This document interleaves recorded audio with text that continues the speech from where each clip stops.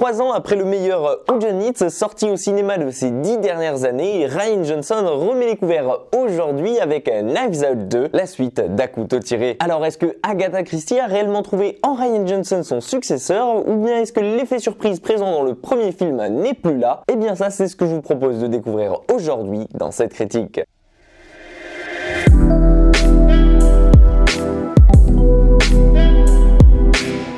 On prend le même et on recommence. Voici comment on pourrait simplifier la suite de Knives Out. Car en effet, après avoir décroché pour de bon avec le rôle de l'agent 007, Daniel Craig replonge aujourd'hui dans la peau du non moins désormais célèbre détective Benoît Blanc. Sauf que cette fois-ci, il est invité de son plein gré à prendre part à la fête qui va être le théâtre de son enquête. Car en effet, comme tous les autres invités, il a reçu chez lui une espèce de boîte bizarre contenant différents casse-têtes, tous plus ou moins ingénieux les uns que les autres. Et après les avoir résolu, il est tombé sur l'invitation d'un certain Miles Brown. Une invitation à passer un week-end fastueux chez un excentrique milliardaire au beau milieu de la mer Égée sur une île privée. Et parmi les autres invités de marque, vous pourrez retrouver par exemple une politicienne, un ingénieux scientifique, une ex-mannequin ou bien encore un streamer millionnaire qui ont tous plus ou moins en commun une certaine amitié particulière avec ce Miles Brown. Tous sauf Benoît Blanc qui lui ne sait pas réellement ce qu'il fait ici. Mais vous allez très vite vous rendre compte que ce week-end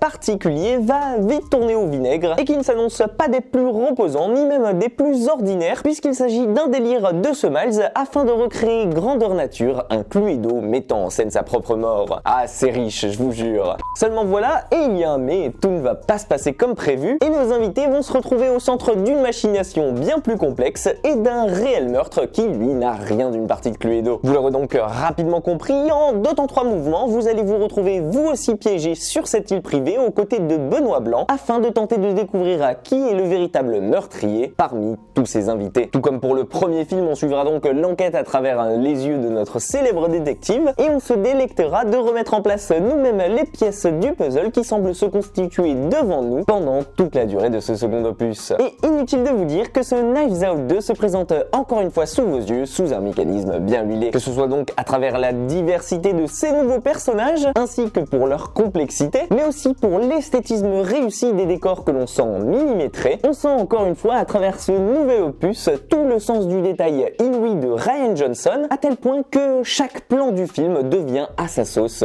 hypnotisant. Et moi-même, je peux vous dire que vu que l'on l'a vu sur Netflix et non pas au cinéma, j'ai dû lutter pour ne pas appuyer sur la barre espace et mettre en pause toutes les 30 secondes, tellement j'avais envie d'analyser limite image par image et plan par plan, d'un côté pour essayer de trouver à l'avance qui est le véritable coupable avant Benoît Blanc, et de l'autre parce qu'on sent que Rian Johnson s'est fait plaisir en disséminant ça et là plusieurs easter eggs à tous ces univers et qu'on a envie d'en louper aucun. C'est donc un jeu dans le jeu que s'est amusé à faire aujourd'hui Rian Johnson de cette suite, et si vous en doutiez encore, le nombre de fois que le mot Cluedo est prononcé vous mettra certainement sur la piste. Et en parlant de jeu justement, on pourra saluer celui des acteurs qui se prêtent à cette nouvelle énigme et qui sont merveilleusement bien donnés pour sa suite pour la rendre crédible. Et je pense notamment à Edward Norton mais aussi à Janelle Monáe qui ressortent quasiment le plus de ce film ici et qui volent pratiquement la vedette à Daniel Craig. Et pour tout vous dire, sans trop vous en dévoiler sur le film, je peux vous avouer que j'ai été sincèrement bluffé de voir à quel point Rian Johnson a réussi à se renouveler ici et surtout à reconduire cet effet de surprise qui caractérisait si bien le premier film. Et même si comparé à couteau tiré, j'ai trouvé un peu plus facilement l'auteur du crime et que j'étais notamment déçu de ne pas le découvrir sur grand écran, je peux néanmoins vous assurer que cette suite est largement à la hauteur de ses attentes. Et au moins, ce Glass Onion prouve que certains ne manquent pas d'ingéniosité quand il s'agit de s'atteler à leur univers, et non, je ne vise pas directement James Cameron